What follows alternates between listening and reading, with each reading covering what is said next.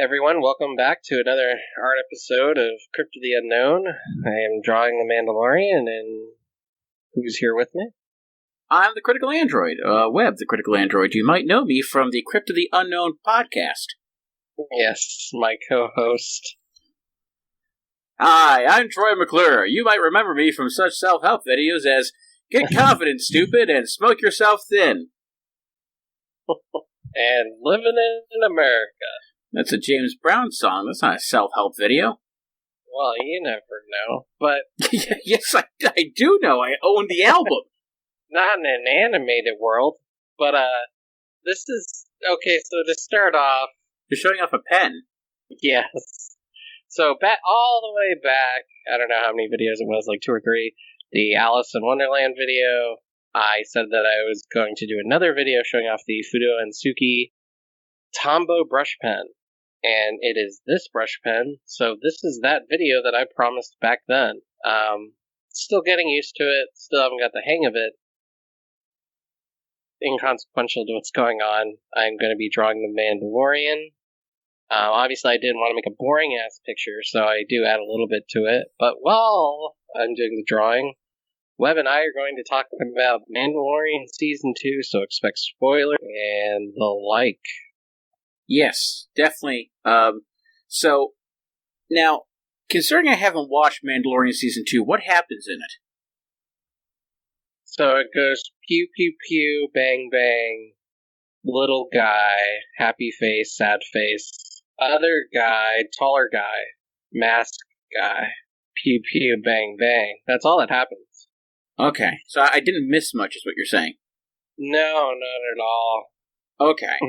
Well, anyway, I mean, this is, it's a really, really strong season. I mean, we get a lot of, whereas Season 1 for a while felt like just kind of Mando going on, well, both of them kind of act like this. It's like he's going on a fetch quest, like in an RPG from episode to episode, where, except in Season 1 it was a bit more episodic in nature at times. There were elements that came together at the end, of course, but Season 2 has a more consistent arc where it feels like all the episodes have a specific purpose, aside from maybe the second episode of the season, The Passenger. That one was a little bit more of a Monster of the Week episode, so to say. But it's still, in ways, it gets him to his destination. But we have a lot of fun things going on in this season, especially with tying things into a larger overall arc and lore, because of the characters who are introduced, specifically one pretty big character from the Star Wars canon that it's great to see him dragged out of the pit of history, so to say. Yeah, I guess you could say that. Before we get there, though, obviously started episode 1, the outset of this season. Well, let's even before that, like, what were your thoughts going in? Did you think this season could live up to the first one? I mean, not that the first one was this impeccable, amazing piece of Star Wars. Not that it was bad. I don't know how to explain it. I guess it's more like your mileage may vary season to season. Mine going into this was, it's got to be better. Because they got a better grasp on the character, they've set it up, they know what they're doing, they can play with the universe. What about you? Well, basically, my thought is, when it comes to it, is you have to avoid that kind of sophomore slump, so to say, where the first season is, when it's really strong, you run the risk of either doing more of the same, or you try to mix things up too much, and you screw with the formula to the point where it can detract from it. It's really hard when you hit the first thing out of the park. It's hard to be able to make things go from there. And in this case, we have a matter of where Season 1 was so good for what it was presenting and how it was revitalizing the Star Wars universe that 2 had to go in some kind of a direction to up the ante. And I think it does so in a very effective manner, but at the same time, the way that it ups it, some people may have qualms with the fact that now it's tying into the larger Star Wars universe in general. Because we get references, and this actually happened kind of at the end of Season 1 with Darksaber. But now we have references to things like Bo-Katan, who was part of the Star Wars Rebels series, and we get whatchamacallit, Ahsoka coming in here as well from the Clone Wars, and we get ties to mentions of Grand Admiral Thrawn, and so a lot of things are coming out of the woodwork here now that tie into the overall franchise as a whole. And to some people, that might detract from it a bit, but for those who are Star Wars fans who have been waiting for something like this to happen, it's a pretty big deal. Yeah, I agree. And speaking on that, the thing about the new trilogy, and we kind of said this before in the Baby Yoda video, Grogu is his name, as we find out in this episode. But as we said, that, with the new trilogy, we couldn't, I couldn't get to it because of so many factors of it sticking too close to playing it safe, in my opinion. Even the second movie, still just relying on things we know and pointing them out and saying, yeah, clap, because you see a thing you like. It's back on the screen again. I'm just not one of those people. I need something new, refreshing, exciting to get me in. And this does that. And it borrows from things that, again, from the Star Wars universe, with things like a lot of people wouldn't know unless they've, like for instance, in the first episode with the Tusken Raiders, and we won't even mention Boba Fett's armor because that's part of it, but, the dragon in it and all that stuff reminded me of KOTOR, Knights of the Old Republic. And I was just like, oh my god, it's like they just took this basically from Knights of the Old Republic. But it's that perfect callback that I wanted, that I never ever thought would happen and show up in a Star Wars anything. Yeah, that was really interesting to see that play out. It did give me the KOTOR vibes, because for those of you who have played Knights of the Old Republic and need a refresher, or for those who haven't, there's a large part of the story where you actually have to try to negotiate with the Tusken Raiders and try to form a kind of a bond of peace without upsetting them, so that you can try to accomplish a story mission a certain way. And it's a really interesting way of going about it, and we have some of that playing out here with people trying to form a kind of connection and bond with them in order to be able to take down the Krayt Dragon. And we also get a great performance from Timothy Olyphant, who just knocks it out as the Marshal. He's great. I wish we had more of that character in this season, because he was really cool.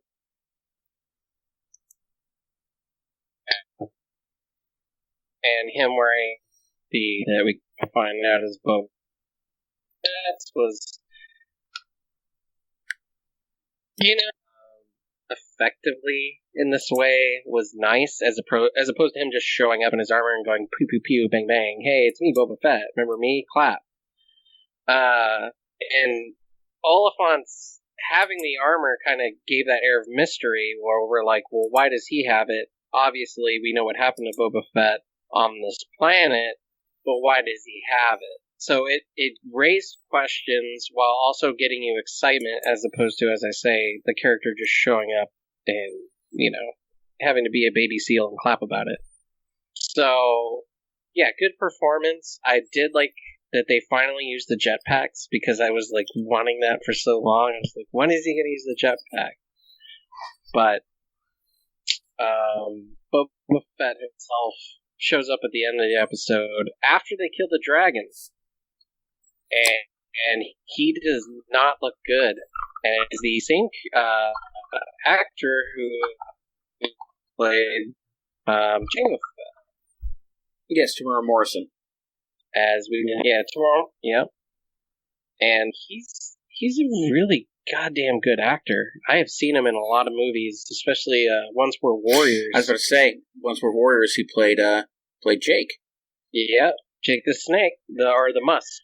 Sorry, I'm getting my WWF references in here. But, Once Were Warriors, that's a powerful film. If you haven't seen that, it's one of those movies where you'll watch it once and you'll never want to watch it again. Mm-hmm. Because very dark. Very dark. I mean, it's wonderfully acted. It's incredibly powerful. but it's one of those films where after you watch it, you're like, holy shit, I don't think I am ever going to be able to watch that film again. Mm-hmm. But you appreciate it for what it presented and everything, and he certainly showed his chops in there. He plays, God, almost the villainous role, not specifically, but almost. I mean, he's no Uncle fucking Bully. Yeah. We'll just say, go watch that for yourselves and figure that out. Yeah, and yeah.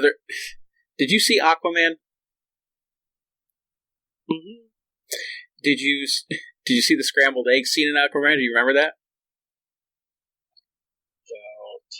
They literally put, because Tamara Morrison's in Aquaman, and they literally put a joke in there about him having scrambled eggs, because of the scene in Once Were Warriors. It shouldn't laugh because it's such a dark scene, but they literally did a throwback to that with him being made eggs because of that scene in Once Were Warriors. Yeah, a very dark scene, but it's, I don't know why I'm laughing thinking about it, but goddamn, it's such a dark scene. Yeah.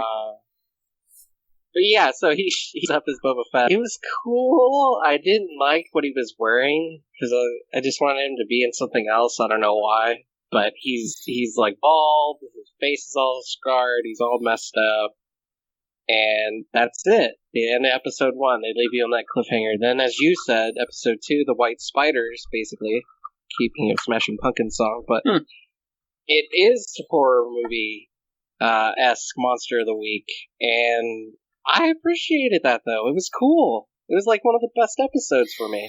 It was a really good episode. Yeah.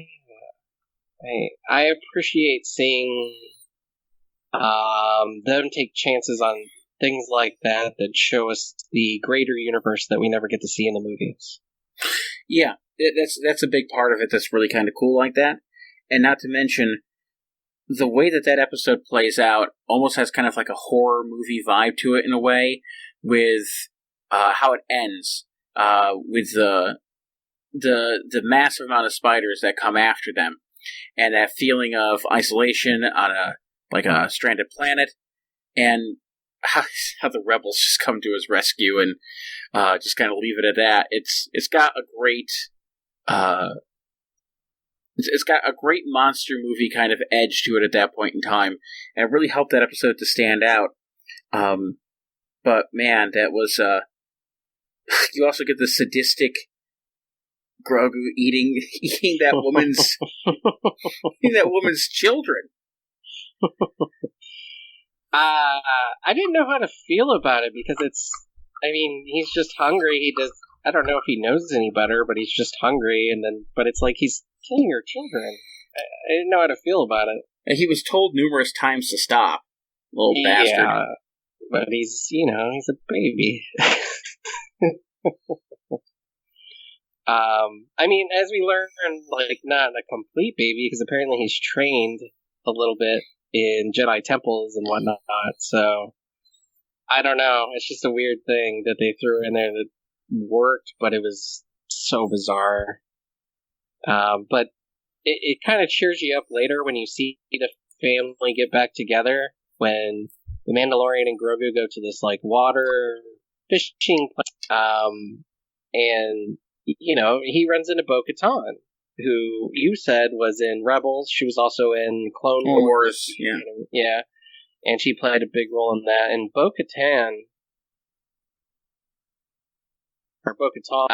in those shows and in this show, is still just a badass. I have always liked her character, even though she's kind of a malicious person, because she really just wants to control Mandalore again, and that has to do with the Darksaber. Right. Yeah, Darksaber is a source of, not just a source of power, but it's a symbol of power.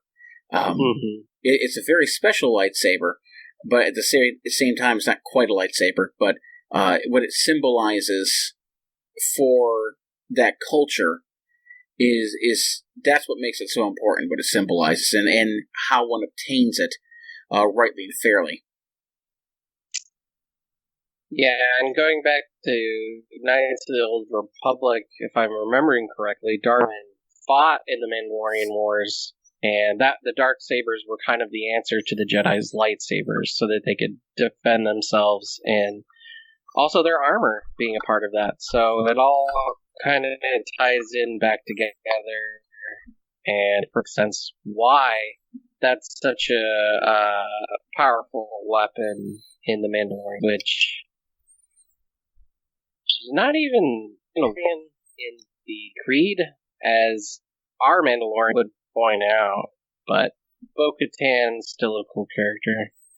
Yeah, and it's interesting how they present the Mandalorian culture in the sense of the idea of not taking one's helmet off ever, and sticking to that kind of creed, I guess you could say, is a strong, perhaps overly strong adherence to rules, which is why he's regarded as a sect of Mandalore that are religious fanatics, with their devotion to the way and devotion to hiding one's appearance.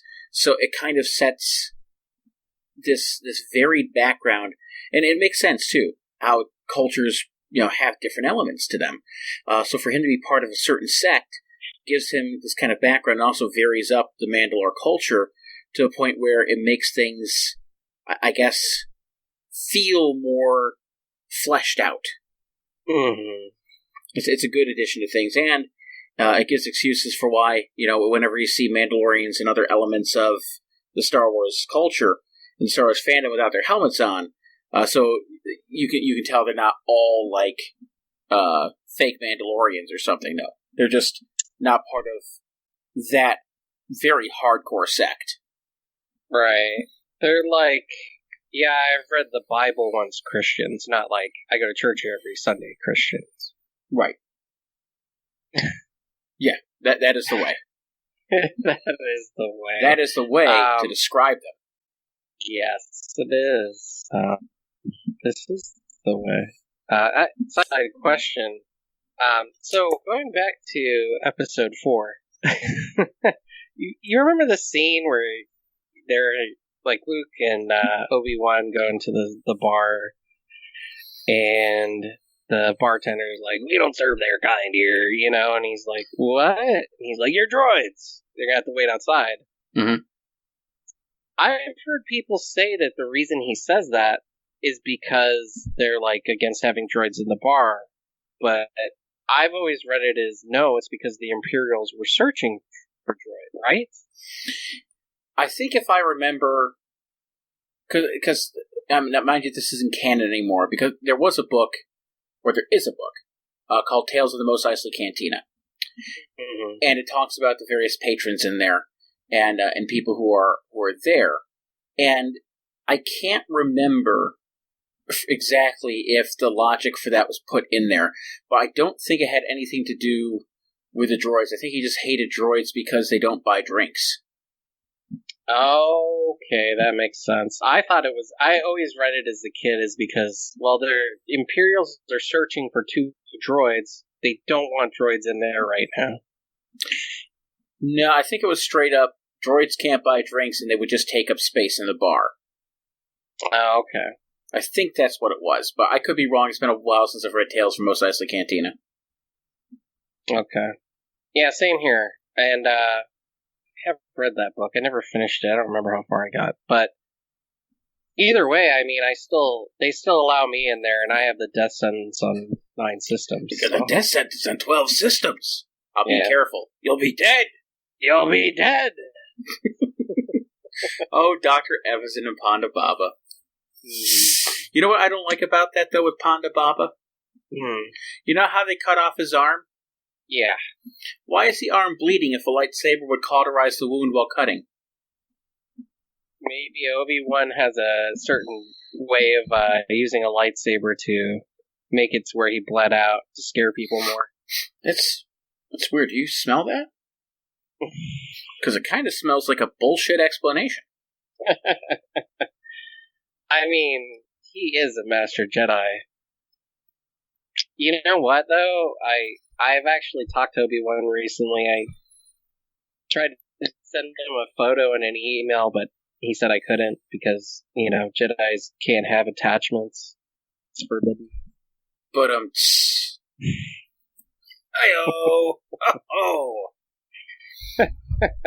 I need to get... Getting back to Mandalorian. Hold on, I need to get a rimshot sound effect for that so I can play it. Here we go. Welcome to Instant Rimshot. You won't be able to hear this, but it'll be on my side of the audio. Hey, there we go. You'll hear that when you go through the audio. You'll hear that now. Okay.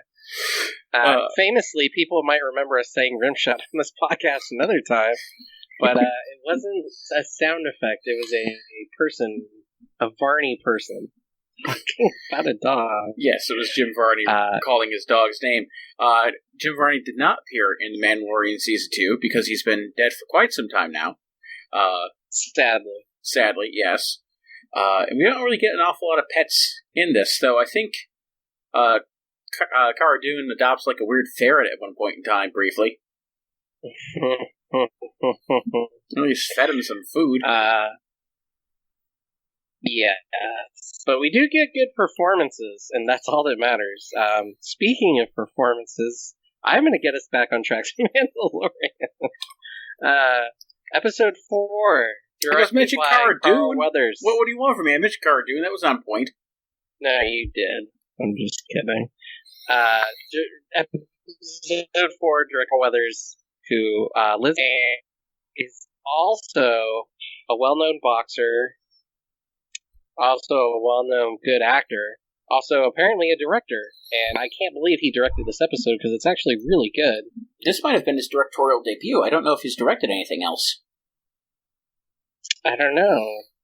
You know what? I'll look that up as we're talking about that episode. There's that great chase sequence when they're in like that ground speeder or that ground armored assault tank, and they're trying to speed away from the speeder bikes and the TIE fighters. It's a really good sequence there. Mm-hmm. Yeah, this is basically a siege on an Imperial base, and again, it's just like each episode presents a new adventure, and that's all I want from Star Wars. And that's literally what they're giving me. Which is probably why I really like the show. Apparently, Carl Weathers has directed one episode of the series Renegade, 8 episodes of Silk Stockings. He's also directed a couple episodes of the show 18 Wheels of Justice. Oh my god. A show called Sheena. Now, I want to find out more about 18 Wheels of Justice, mind you. And an episode of the rebooted Hawaii Five-0. So, this was not his directorial debut. He has had experience directing in the past, but they gave him a really good episode here to flex his muscles on. Yeah. It's good to find that out, though. I know when I found out that Peter Weller was also directing episodes of TV shows, that's what he's been doing this whole time. When he could have done RoboCop 4. Or technically RoboCop 3 he could have done? Yeah, technically, because there is no RoboCop 3 that exists in your world, Bob. Well, no, he doesn't play RoboCop in RoboCop 3. You know what I mean. So, he could still do RoboCop 3 because he didn't actually do RoboCop 3. That's true.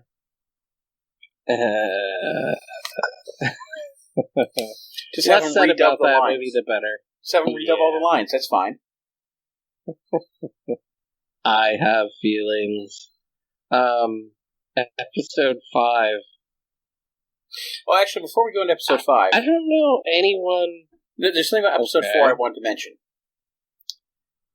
So, I like the fact that episode 4 ties into what they were trying to do with the cloning of Palpatine.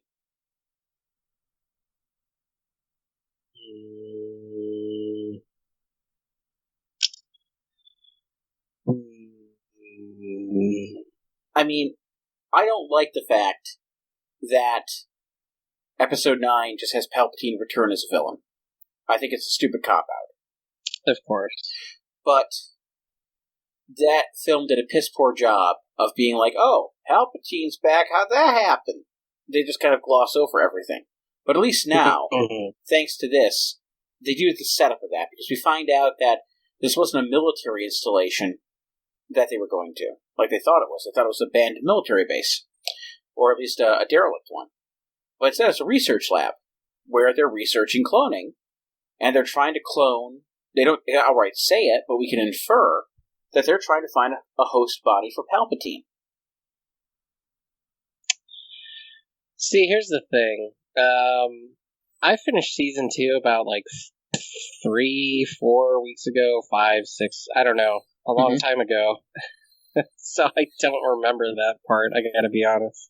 Okay, so they see a bunch of, tanks, with things in the tanks, and they talk about how they've been trying to find a body with a high enough midichlorian count, and that's why they were trying to get the blood from Grogu, because Grogu's midichlorian count, or they call it M count for midichlorians, is so high, and they need more of his blood to continue trying to get the samples, because they need a body that can accept that high of a midichlorian count in order to house the Emperor's soul, basically.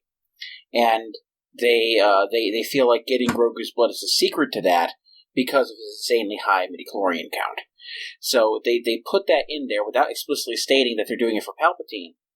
And it helps to tie in all of that together, which I appreciate, because even if I don't like the idea of Palpatine being a recurring villain in 9, he's there, so I can't do anything about it, unless they start doing it in reality.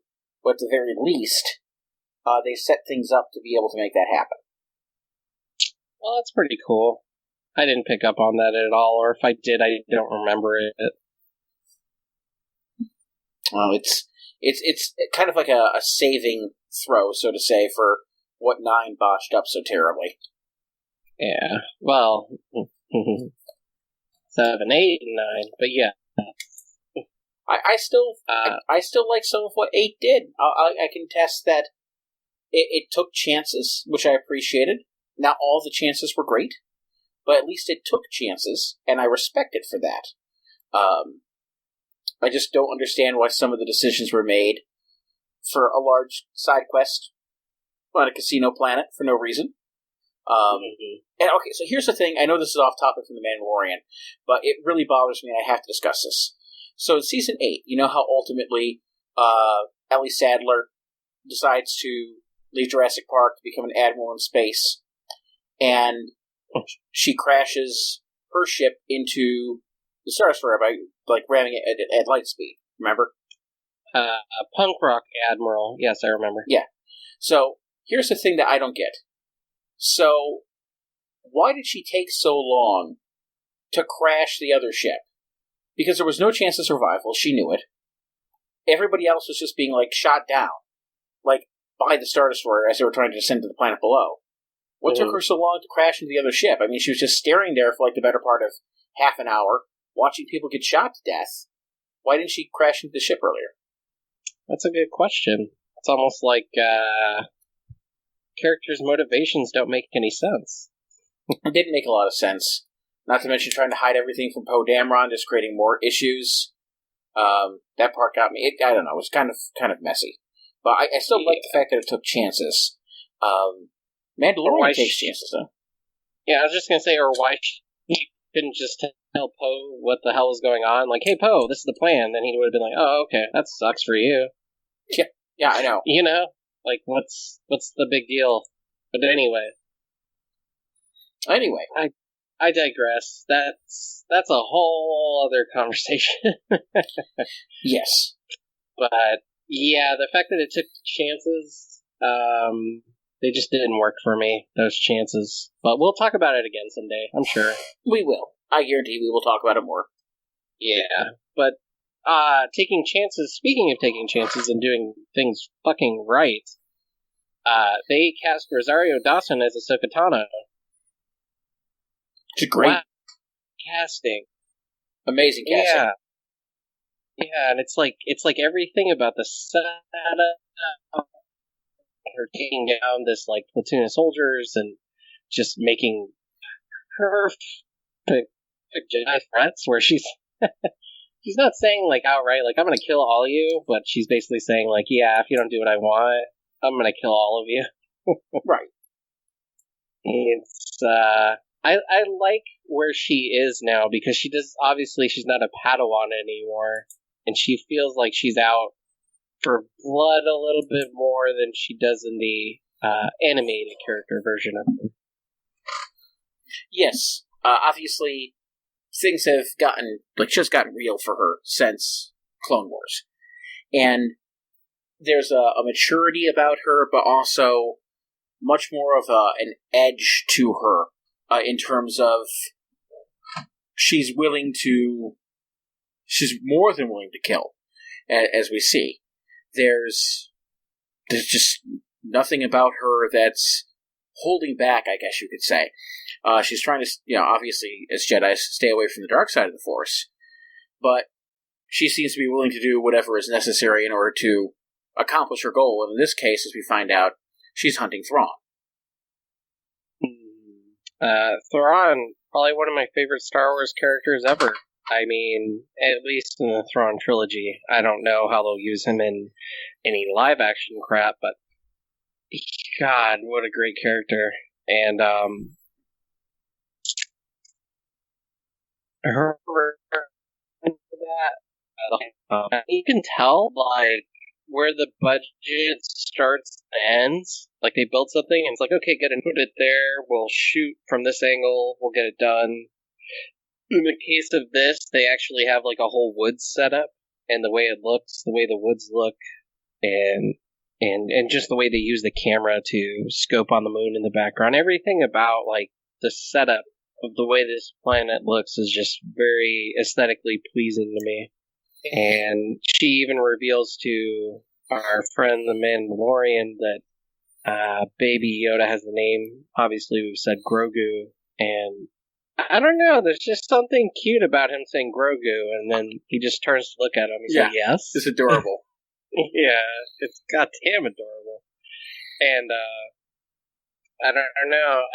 At first I was like, Grogu, what an ugly name. But then I was just like, but it kind of matches. Yeah, it does. It is adorable, though. Every time he goes, Grogu, and he just looks up. And he's even doing it the next episode in the ship. He's like, Grogu. Hmm? Grogu? Yeah. I don't want to say it's on or something, but it's kind of got like that cuteness to it, It's like it's responding. Yeah, you gotta have that cuteness. Mm-hmm. Would you say that episode 6 is one of your favorite episodes of the season? I mean, that's a tough call to make. I mean, I really, really like season 5. But... Or episode 5, you mean? Did I say season 5? Yeah. Yeah. I really love episode 5, but episode 6 is Boba Fett's such a badass. He's such a badass. He really is. The way he takes out all those stormtroopers and takes down 2 carrier ships at the same time, it's pretty amazing. I was aiming for the other one.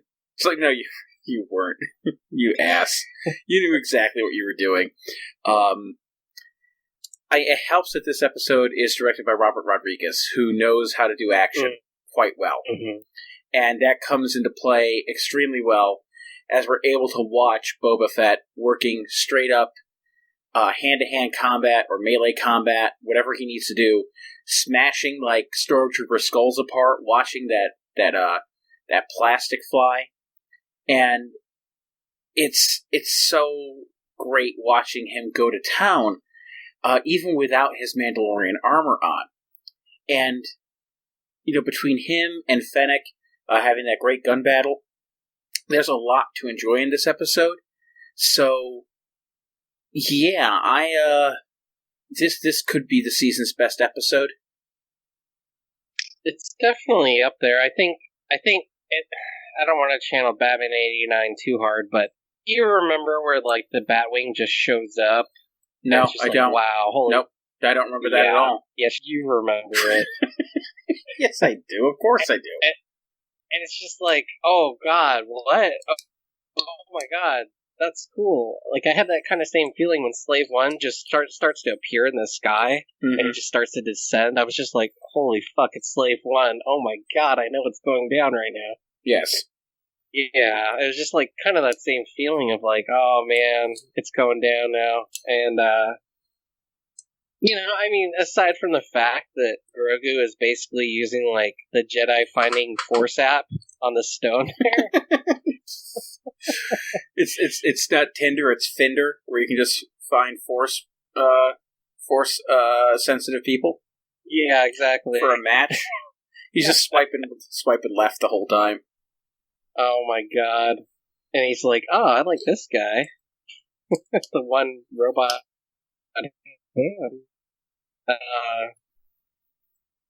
But yeah, that the whole setup to it, and then the Dark Troopers, Grogu. What a great goddamn episode! Maybe one of my favorites of the season, and not just for the action, although that was the best part. Almost, it was also the reveal that Boba Fett kind of has a code to his own self, and him saying when he gets his armor back that he'll help the Mandalorian find Grogu felt right.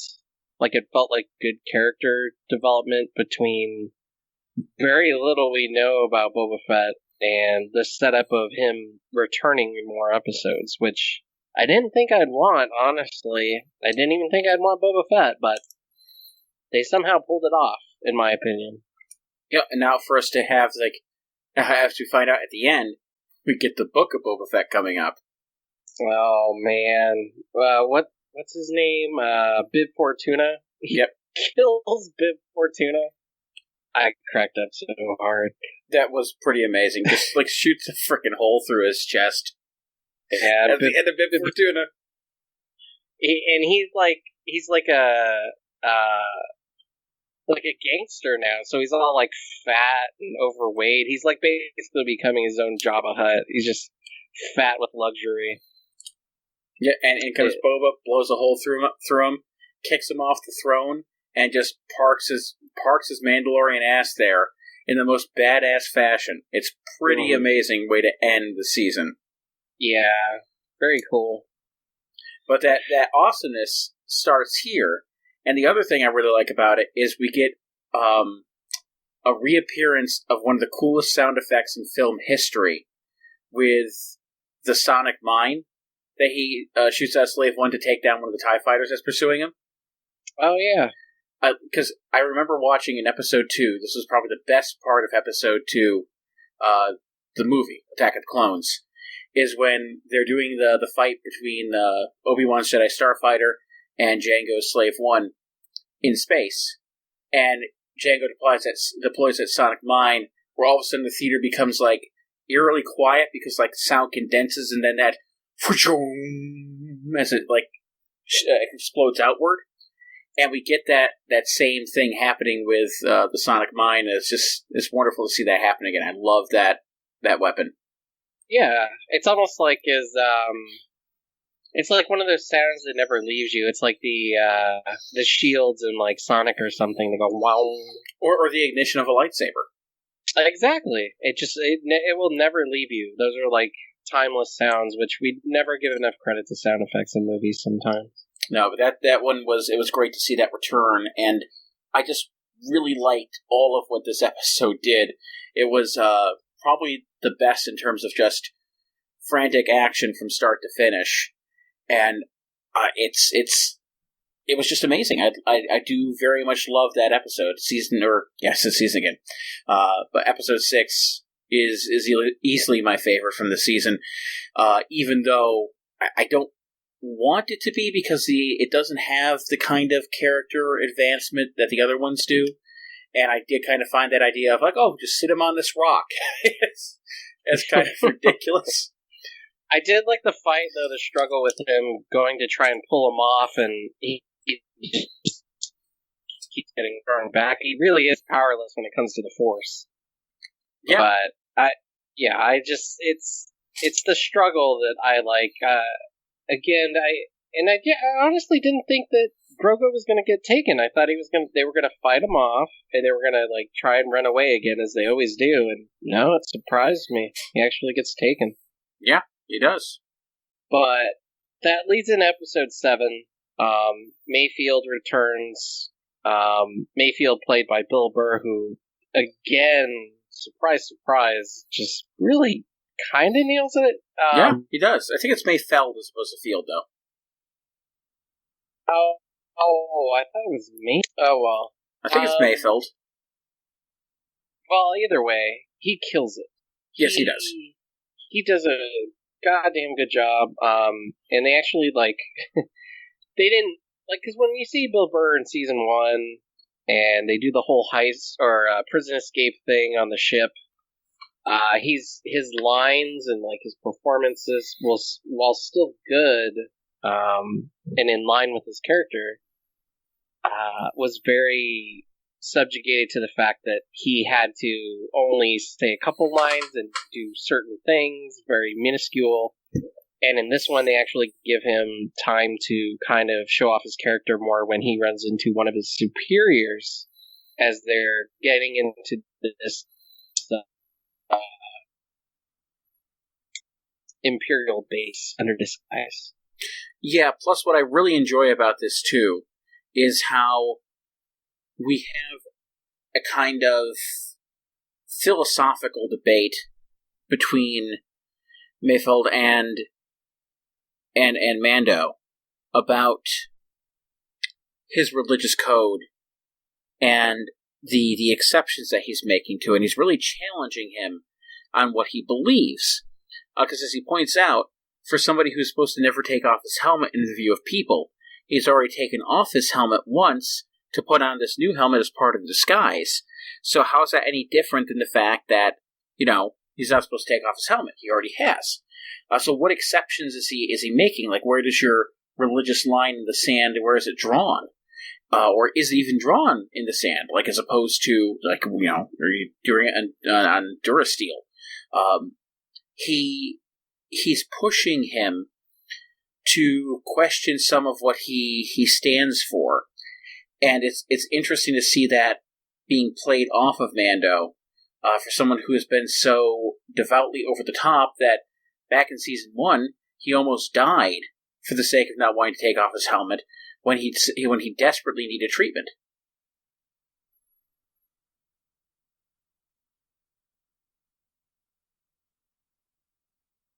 Stephanie, are you still there?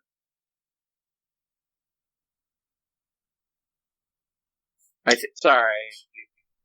I was gonna say, it makes sense, but also, like, his mission was to get Grogu to where he needs to go. So, in a way, isn't it like he's breaking the bonds of the Creed to fulfill his mission, which is also part of the Creed? So it's like a back and forth balancing act of which is more important at this time and in line with what I have to do because I swore that I would as an oath.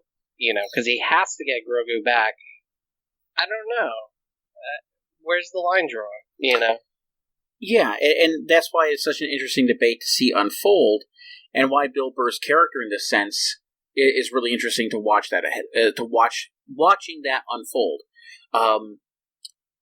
Burr's character is also coming from a perspective of like being a criminal who kind of tried to throw Mando under the bus last season.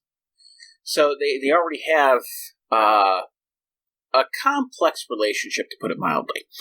So for them to be going at it like this together and wanting to accomplish this mission, I don't know. It makes for a good on-screen pairing between them, and especially how Mayfield has to cover for Mando too, because of Mando's lack of experience with people and dealing with them, he completely seizes up when he's starting to be questioned by an Imperial officer when they're trying to do the infiltration.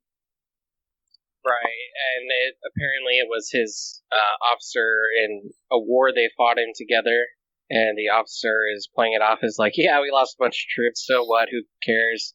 For the greater good, right? And he's like looking at him like, no, we lost a lot of good men that day. It was not good, and there are definitely things we could have done to improve that. And he's like, yeah, but, whatever. He's really passive about it, about losing life in the face of battle. And Mayfield, whatever it is, it triggers him, and I honestly didn't expect this. He just guns him down. He literally is like, alright, fuck you, I've had enough. Yeah, just completely shoots him through the chest, just does not handle it very well at all. And he knows that he's compromised the mission by doing that. He's not proud of himself. You can tell he's not proud of himself in the sense of what it did for the mission, but he doesn't have any regrets about what he did to that officer. And ultimately, he seeks out his revenge entirely too, because as they're escaping in the gunboat there, he's able to shoot one of the from the top of the roof. He's able to shoot one of the power reactors, which basically destroys the entire base. And he gets his revenge for what he was put through by his Imperial overlords back in the day. Yeah, it's a nice little coming-uppance for the Imperials, which they deserve any fucking way.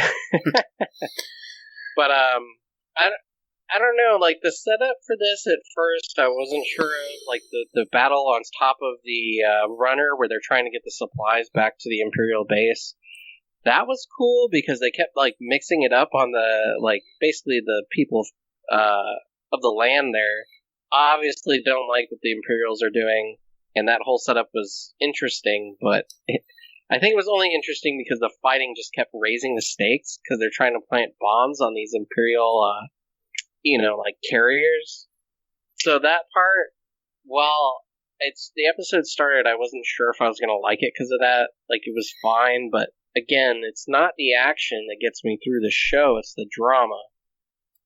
And aside from episode, what was it, the one before, the 7 or 6 with Boba Fett and that whole thing, it was something we needed in the middle of the season.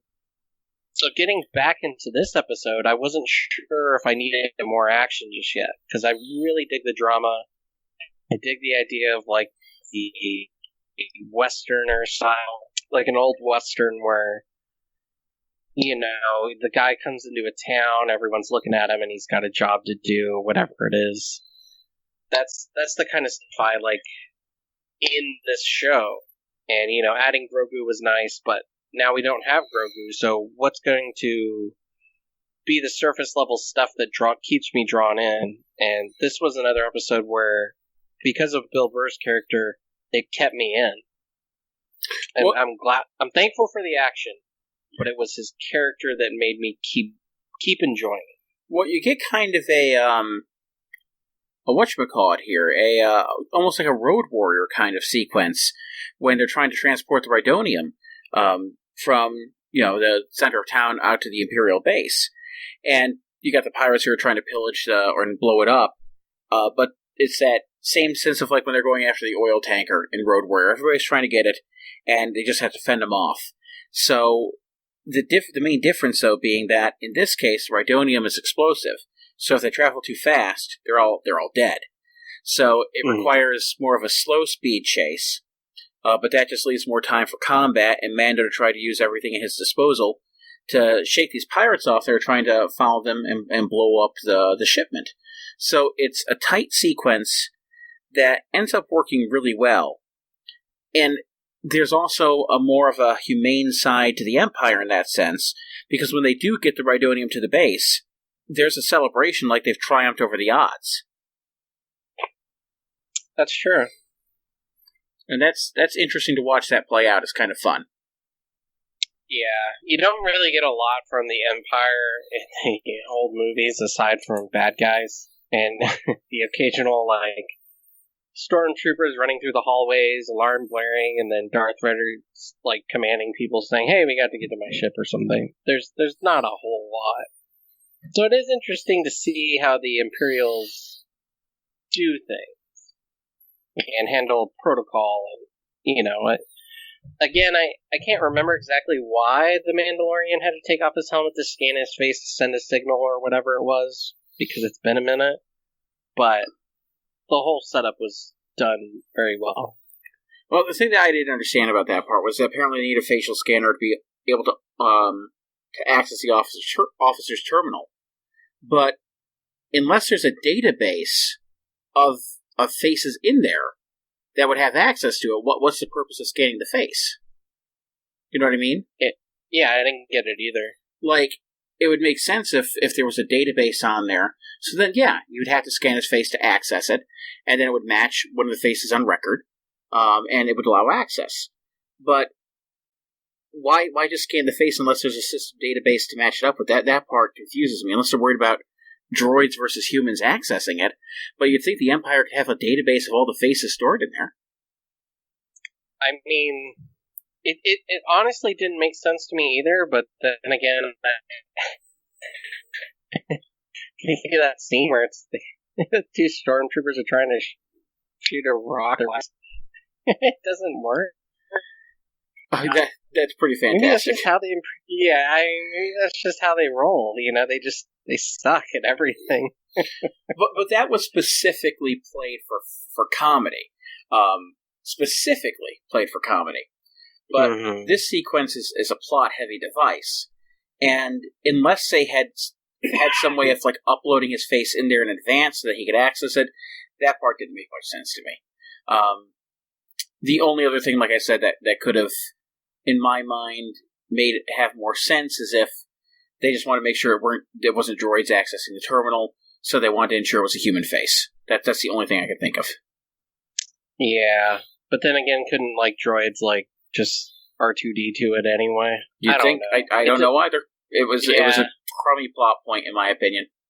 Yeah, I'm not sure about that one. Which is why, aside from Bill Burr's character's moment in this episode, I really, it kept me hooked for that reason. But I outside of that, I didn't know where it was going to go next. And I'm glad they brought back the Dark Troopers, though.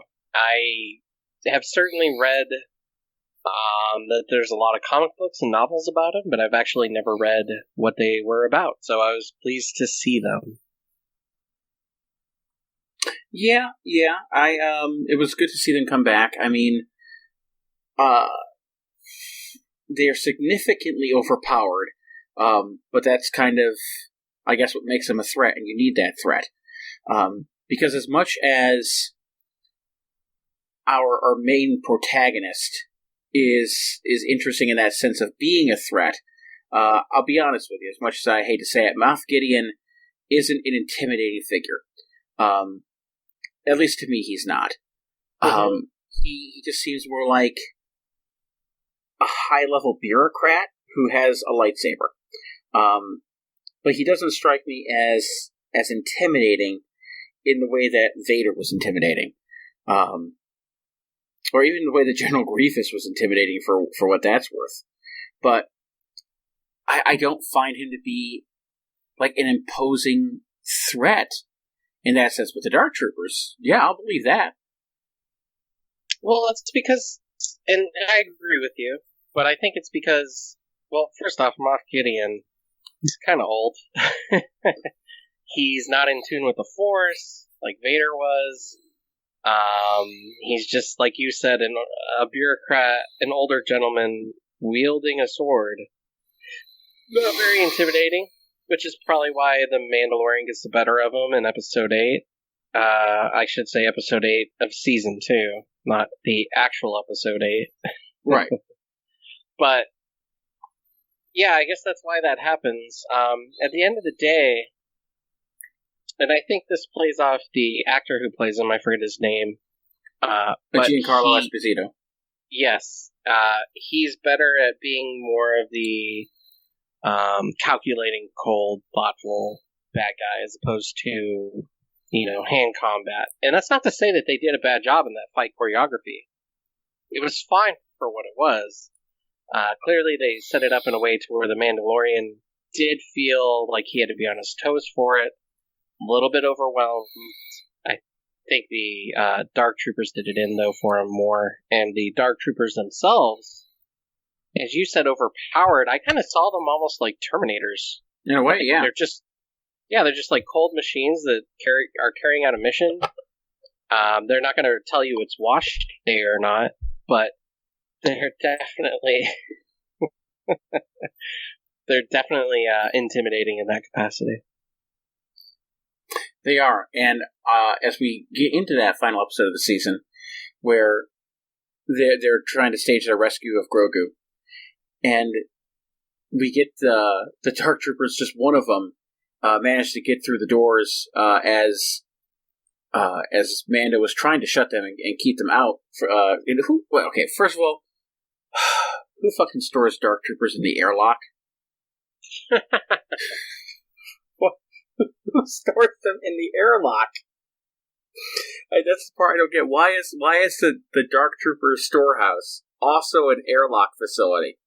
Because Mando's able to basically eject them all into space through the airlock door, and I don't understand why they were all stored there.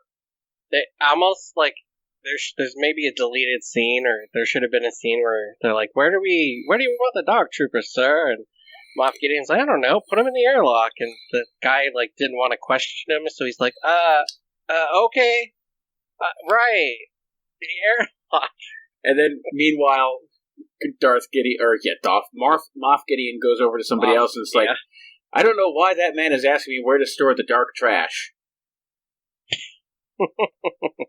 It, like, messes around with his like old-timey hearing aid. Yes. Of course you put the trash in the airlock. We're going to jettison it anyway. I just didn't want to correct him and say, he said the Dark Troopers, sir. Yeah, even the person he's talking to is like, yeah, the dark trash. Yeah. Dark garbage. Okay, whatever. Yeah. Dark garbage. But that's the only explanation I can think of for why they put them in the airlock. I don't know. Yeah. I just wish that scene was in it now. But true to form, it doesn't like stop them from coming back. I mean, they're droids. Yeah. They don't need air. They certainly don't. But what they do need is reinforcement against lightsabers. Clearly. Yeah. So let's get to the end of this because, really, this was either going to make or break the series, and I gotta be honest, the CGI was not good. It slightly took me out of it. It didn't take me out of it at all. Mostly because I feel like this is the way it had to be done. And because of that, it's like I'm willing to completely overlook that stuff so that they can try to continue this and tie things all together in a way that is probably the most appropriate way of doing it. You know, most of the time, I'm kind of okay with shoddy CGI. Like, when I go back and watch Jurassic Park, obviously, that's a product of its time. So is the old Star Wars, for instance. But, I don't know, man. It's like when I saw Leia in Rogue One, and she says hope, it's the same feeling. It kind of takes me out of it. Although I think they did better work on not Chancellor Palpatine, Grand Moff Tarkin. Yeah, Grand Moff Tarkin. They did way more work on him and Peter Cushing, and got his likeness down. I thought a lot better. It didn't feel flat. It felt like an actual 3-dimensional. Like, kind of like when you saw the opening to Half-Life 2, and he's like, "Wake up, Mr. Gordon." You know, Mr. Freeman. It's like when you saw those graphics, it's like, wow, that looks way better than the last time I saw you.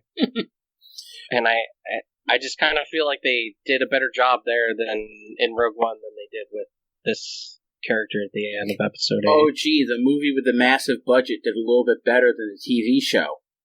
I was going to say that too, but then I figured I'd let you point it out.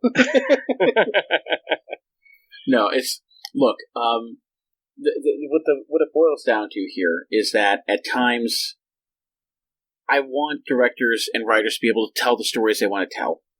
And it's hard to do that when you're limited by actors in terms of their age, all that stuff. I mean, wouldn't it have been more distracting if they hired somebody else to play Luke's face, and the guy's just like, he's got like a slightly messed up face. He's like, comes in, his one eye is a little bit higher up on his face, and the other one, his nose is a little crooked, and say, "Hey, I'm Luke Skywalker, I'm here for Grogu."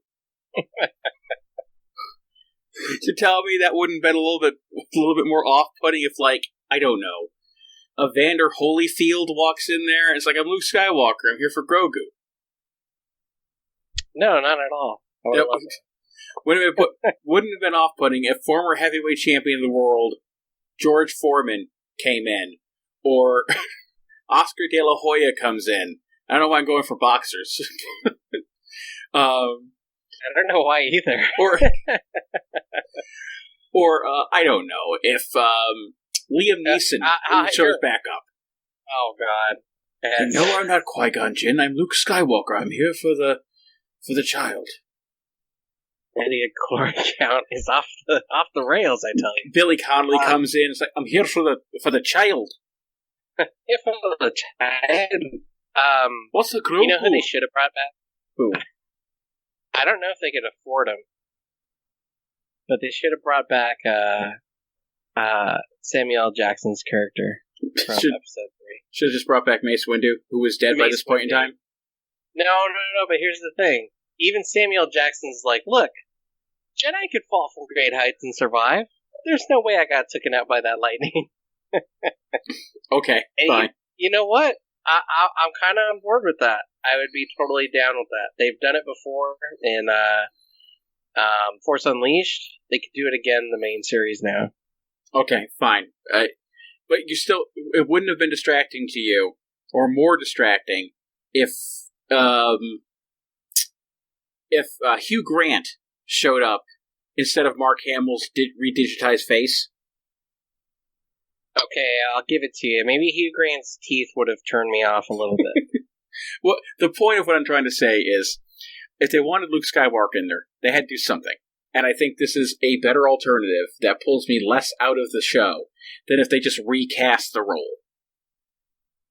I agree. So, and I'll take it. If anyone... Yeah, I agree. And if anyone was on Instagram... after the episode, Mark Hamill posted a picture of himself just going, shh. Don't say anything. He didn't want anyone to get spoiled, and you know what? For the most part, I don't think anyone did for a week. So, good on Mark Hamill for being that progressive in spoiler territory. I just like the fact that Mark is just like so... For somebody who is at risk of being typecast for pretty much everything, because of his appearance as Luke, he's just so happy to be involved still, and knowing that the fans love it, and he's eating it up, and he's just a good guy.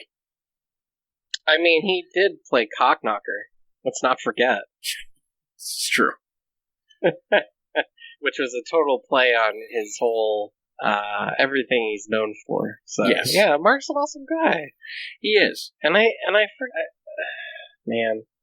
It's gonna be terrible to forget who it was, but another movie star, maybe it was a rock star, I don't remember, but maybe you'll remember, Webb. He was living with Mark Hamill, and they were going to auditionings to, like, around the same time. They were living in some shitty apartment, and he's like, I have this strange memory of Mark Hamill after Star Wars, and he was laying there in our small living room. He was holding like a Carpenter's album or something, and he just smoked a joint.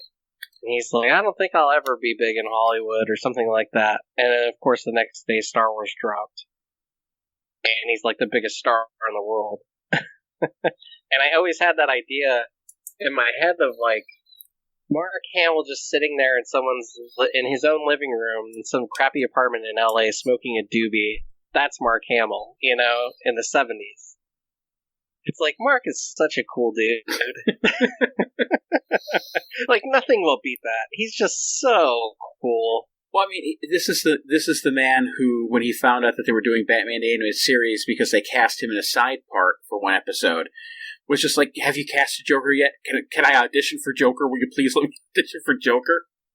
Yeah. Like that's the thing that's so wonderful about that, is that he's so in love with certain parts, and he's such a dork when it comes to things that he just imagine that. It's just like, oh my god, I just really want to play the Joker. Like, this is the man who played Luke Skywalker and like launched like thousands of nerds into the Star Wars universe, who idolized him, and here he is just dorking out about really wanting to be the voice of Joker, and then being like depressed when he finds out they already have somebody else who's casting or testing for it, and it turns out to be like Tim Curry. So it's like, oh god, well, I'm never going to beat Tim Curry for it. But then they couldn't get Curry for it, so then there's like, Mark, will you do it? And it's yes, yes, yes. We all laughed out here, Batman. Yeah, it's pretty cool, pretty remarkable. The lengths he's gone to not only be, comfortable enough to make fun of himself, make fun of everything he's known for, but also to know that not to take it too seriously. And you're right, he does have a lot of dad humor in a lot of the interviews I've seen him in, and that's perfectly fine with me. Have you seen the interview that he did with Conan O'Brien, where they do the little sketch where they put him in like a peak booth at like a strip joint, and he's just telling Star Wars stories as people like do the peep show? No, I never. Oh wait, yeah, and then he surprises them. There was no real surprise. It was just like he's in there and like they're all looking at him. And he's just like, yeah, and he's like telling these stories, and people are like he's not undressing or anything. He's just standing there telling stories in this peep show with people like looking in, and somebody hands him money and like, oh, thank you. Another person hands him money, thank you. May the force be with you. Oh my god, it was pretty great. Yeah, maybe I'm thinking of Jimmy Fallon or something. I know he went on one of them. And they were like doing this video like of people just coming in and reading off lines and saying, may the force be with you, and they would ask him like, well, what would you ever say if you met Mark Hamill? We'll try and put that in the video, and they start talking about it like Mr. Hamill, blah blah blah, and then they hear like from behind them a lightsaber go off, and it's Mark standing there with a lightsaber, and they're like, oh my god, That's pretty cool. Yeah, and I think he also came on Conan 2 or something, one of the late night guys, and there was another actor there who was telling a story about how when he was 9 years old he sent a fan letter to Mark Hamill, and it was on his birthday or something like that, and then he didn't get anything back, and he's always wanted to meet Hamill for that reason, and then of course lightsaber goes off behind him, it's Mark Hamill. And, just those cool moments, because Mark's such a cool guy. He is. But yeah, speaking of that, and I am my father's son.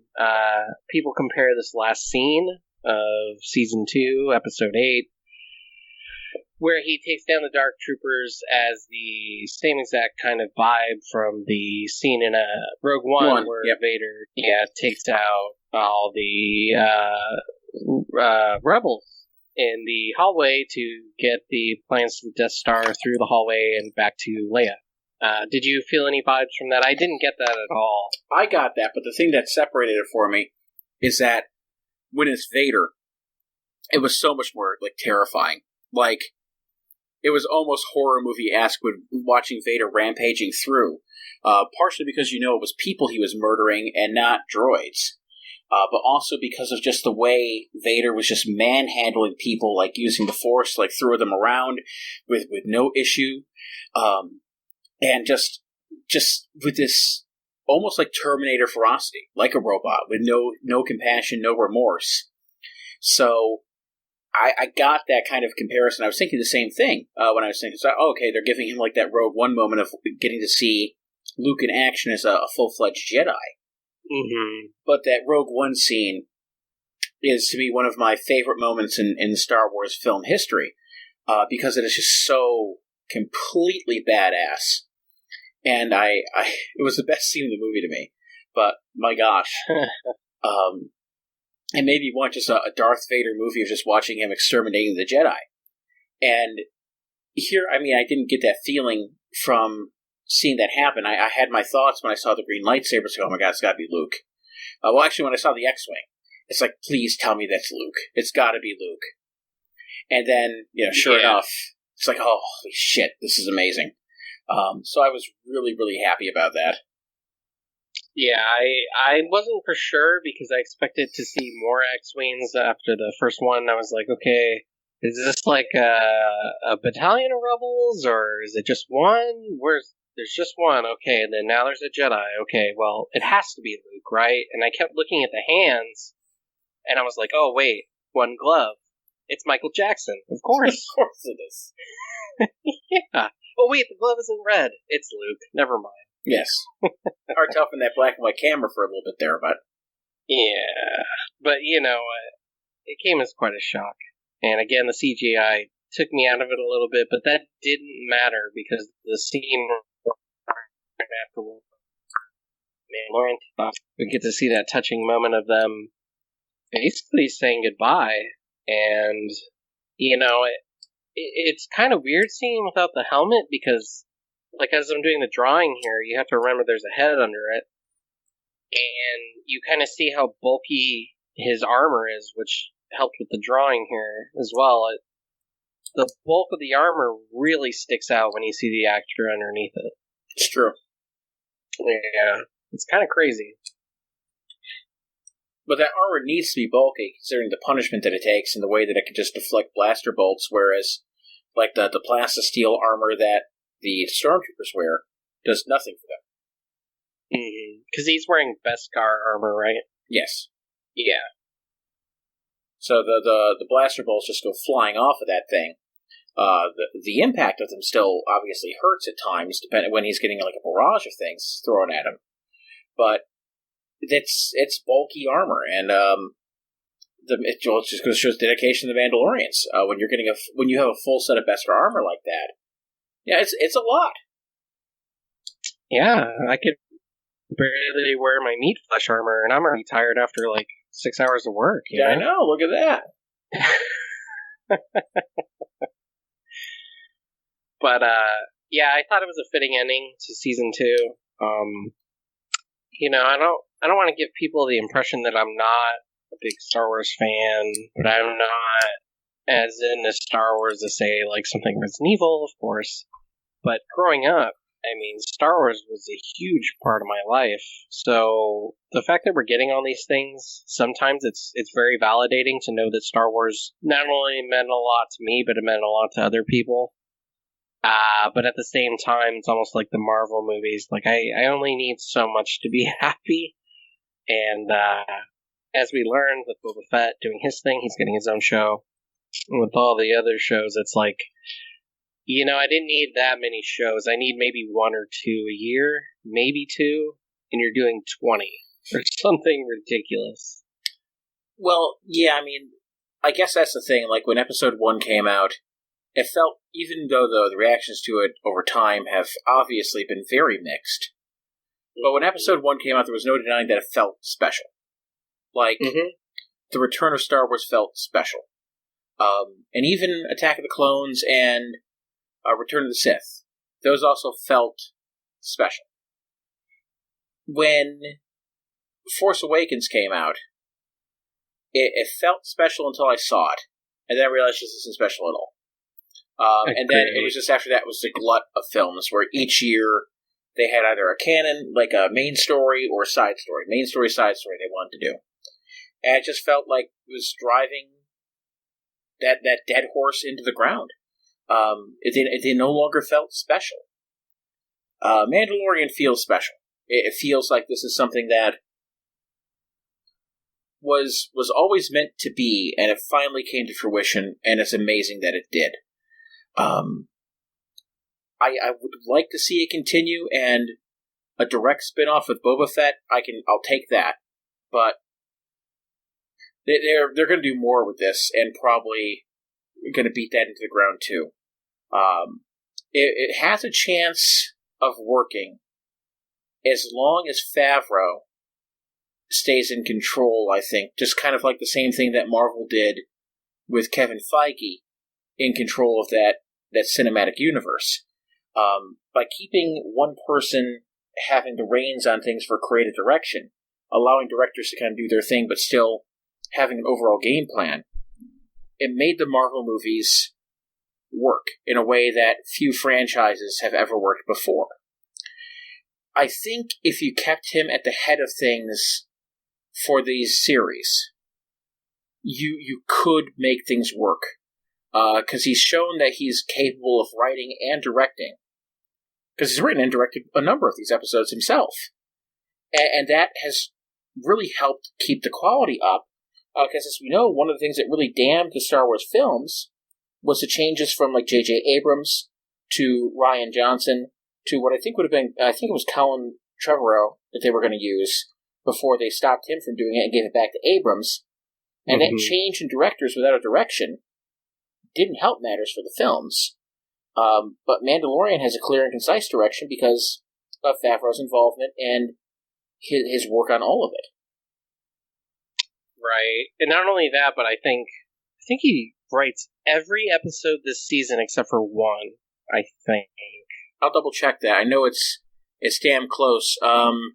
Dave Filoni may have written one of the episodes too.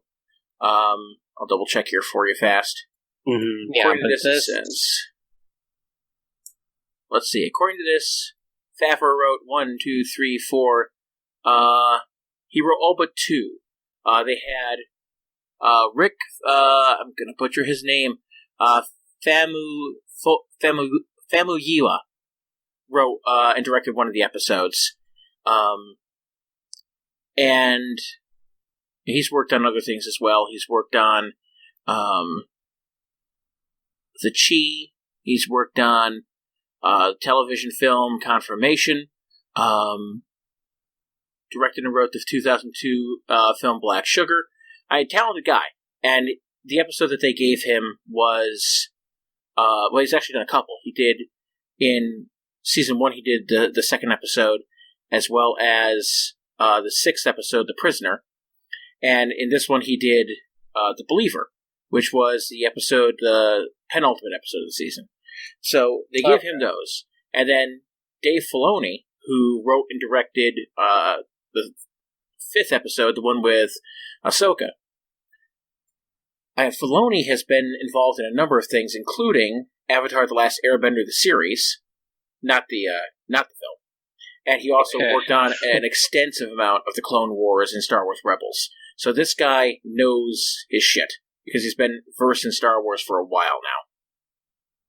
See, but that's good. Those are the type of people you need. And again, going back to Jon Favreau, oh man, like, I'm so glad he got to write stuff. I'm so glad he got to be a part of Iron Man did, and you know, it's like you don't expect that of somebody, and I certainly didn't expect it of him. But every time he's delivered, for me personally, I've always seen good writing, you know, a good introduction to new settings, new characters, everything. So I'm really glad that he's a part of this, just like Feige, you know, holding the reins of the small little TV series that did better than, for me, then thank God for that. Well, Favreau, to his, he's a hot hand at Disney right now. I mean, after the Jungle Book, that was the big one for him. I mean, they gave him Iron Man. That one worked out amazing. But after that, I mean, the Jungle Book is the big one that after that broke out. It's like, shit, I mean, this guy, it's good that we have him under our belt here, because he's got, he made almost $1 billion on that movie alone. Jungle Book grossed $966 million on a $177 million budget. So that was huge. So just the bare necessities, gotcha. Yeah, look at that. And then, as divisive as the film was, The Lion King, still, I mean, $1.657 billion on a $260 million budget. Whether that was a good movie or not, because it was too,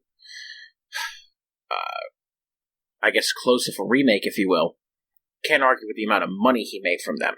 So he's got the hot hand at Disney, and if he didn't before that, now that he's revitalized the Star Wars franchise, and I'm sure he wouldn't say that he single-handedly did it, because there's a team behind it all, but I mean, this was created by him. This was his brainchild.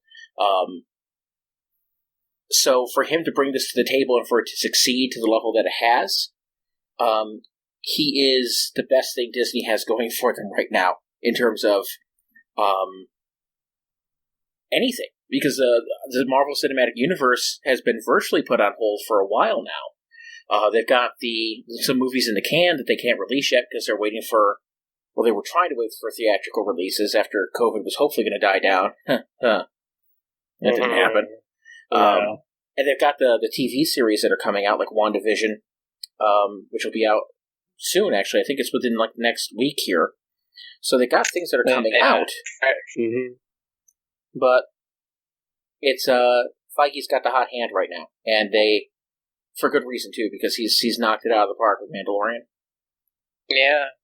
And even setting up season 3, which he it's like, man, these things just roll right into one another. Just to quickly go over it, Mando wins the Darksaber from Moff Gideon. Bo-Katan needs the saber to roll Mandalore. But now she has to fight him in combat to get it. It doesn't necessarily say she needs to kill him, but yeah. Kind of sets up some dynamic there. And just to kind of round it off before we get out of here, to me, Webb, because I don't know for you, those fan service moments were kind of earned. They weren't really that big unless you're that big into Star Wars. Like, I don't think anyone knows who Ahsoka Tano is unless they've watched, Clone Wars. So, general audiences may not know who that is, and they're learning about her for the first time, but the setup for her was really earned, especially with Grogu, figuring out his name and the whole, connection they had just through the Force. Grogu and the Mandalorian, those are my boys. I mean, I like the duality they have with the world.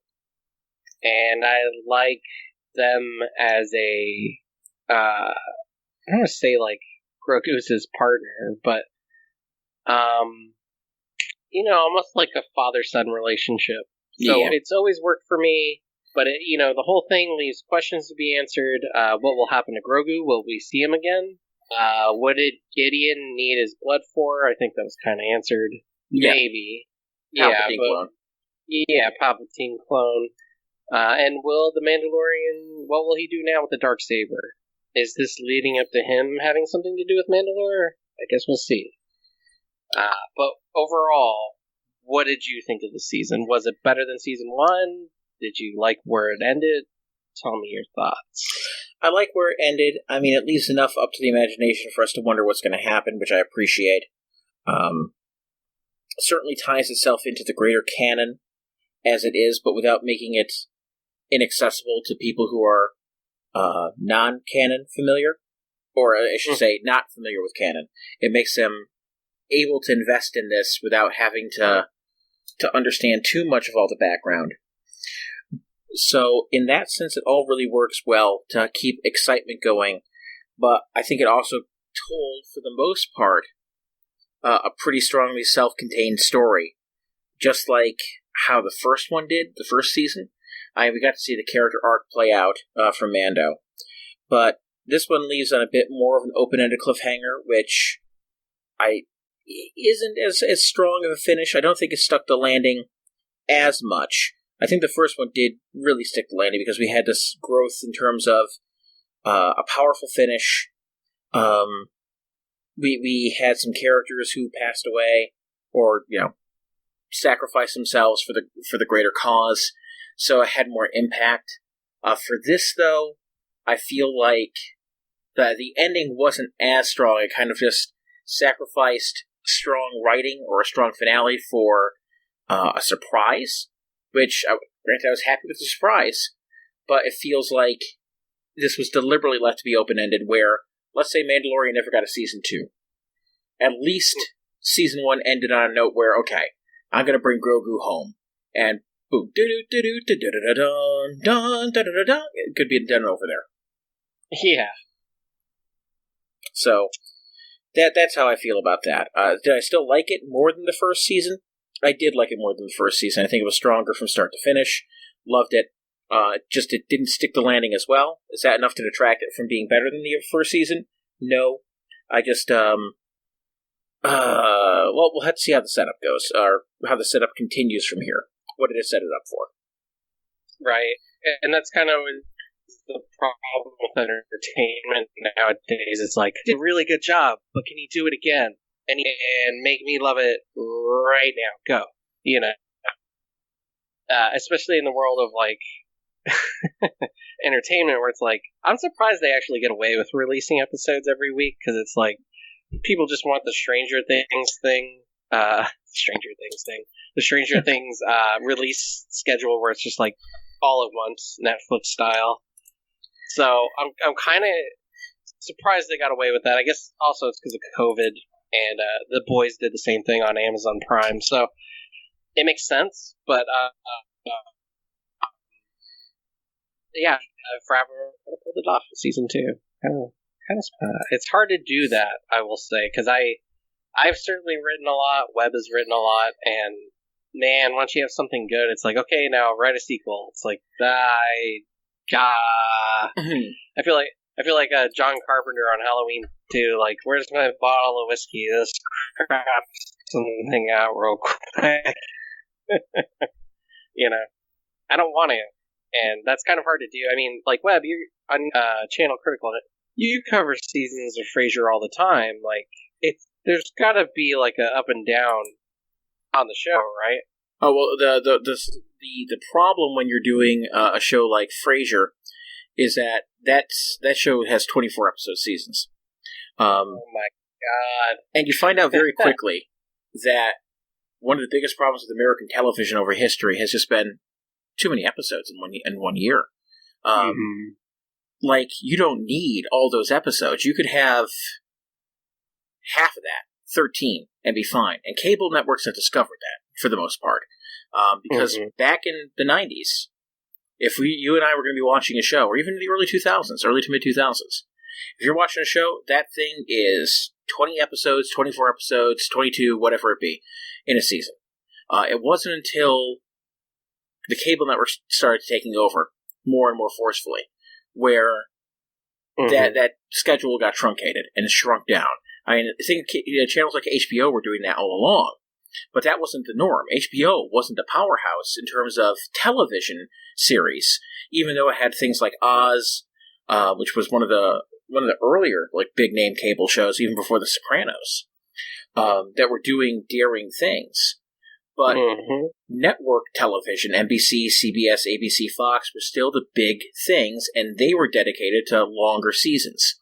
But once things like The Shield, The Sopranos, some of those big, grittier shows were starting to come out on cable, things shifted to there. AMC as well, with The Walking Dead, Breaking Bad, Mad Men. That helped change the way the television was scheduled. And that helps The Mandalorian in the sense of they can get away with 8-episode seasons now because that is more of the norm. Even a bit less so because it's only 8 episodes, but they're better episodes for it because they're going for the quality over quantity approach. Right, and even like, as we've seen in history, showrunners and writers of shows will leave because of production levels being so high and they're demanding 20 plus episodes. I mean, famously, it happened with Twin Peaks. It was like, no, I just want 10 episodes. No, we want 20. It's like, okay, bye. Yeah, not to mention Lynch leaving. They forced Lynch to resolve the storyline of Who Killed Laura Palmer before he wanted to. Right, which he never wanted to. Right. And then from there, it's like, well, you just made me force the mystery of the show wide open. What do I do now? Yeah, how do you... And now you want me to make it twice as long? Crazy. Yeah. And it's unfortunate when that kind of meddling happens to affect shows to that degree. But that's why giving Favreau the level of control that he has over Mandalorian has ultimately been a good thing because he cares about telling a story that works, and he's done a good job with it. Yeah, I agree. One more thought on that fast, too. This is one of the things that helps the streaming network as opposed to live television. Because on live television, you have to make the episodes fit a certain length because of commercials, because of airtime, schedule. You can't have an episode run for like 37 minutes because that would throw off everything for the next program to come up. Right. But with streaming, you don't have to worry about that. You make the episode that you want to make it as long as you want to make it, or a short, it doesn't matter. You just tell the story, and it helps. You're not restricted by the length anymore. I mean, can you imagine if Mandalorian had a stinger where it faded to black every 10 minutes? No, I can't. Either. I would hate that.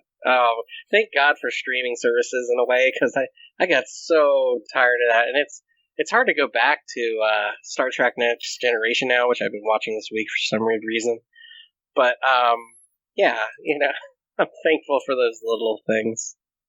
Yeah, it's the little changes to television like that are kind of the most awesome when you really look at them.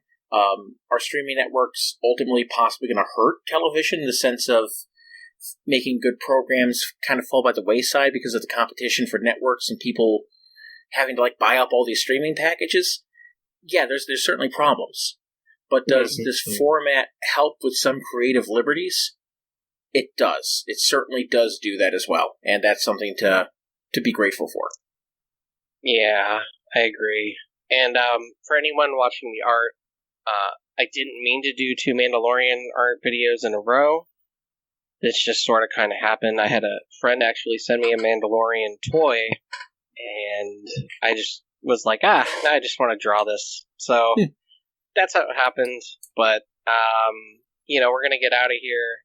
I hope you guys enjoyed the conversation. Mandalorian Season 2, check it out. Would you recommend it, Webb? No, I think it was terrible. Don't waste your time. Perfect. Where can people find you at? No, you should watch this. People can find me on Critical Android or at Critical Android on Twitter, or if you just go to youtube.com/Critical Android, you can find my channel there.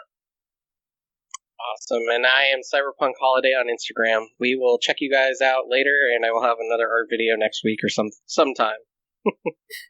All right. Well, it was a pleasure being on here. Thank you again for having me.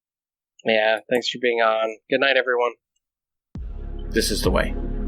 This is the way. Grogu.